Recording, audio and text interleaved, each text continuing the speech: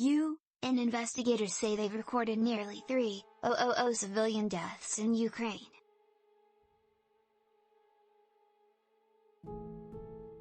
Russia has been accused of committing war crimes there, and some world leaders, including President Biden and Ukraine's Volodymyr Zelenskyy, have accused Russia of genocide.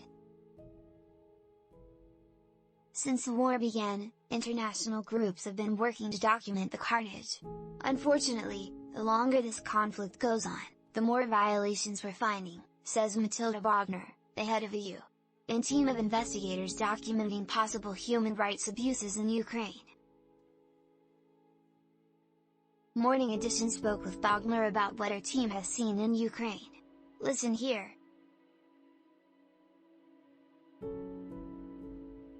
Bogner reports her team has investigated Russia's indiscriminate use of weapons with wide explosive impact in civilian-populated areas, cases where civilians have been unlawfully killed, and summary executions, and the use of sexual violence, as well as other possible violations of human rights there. But there are allegations in other parts of the country too, and by both sides in the conflict.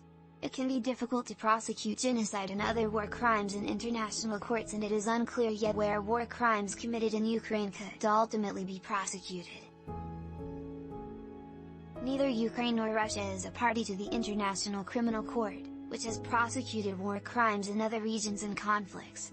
But at this stage, what is important is to ensure that the crimes are being documented, says Bogner.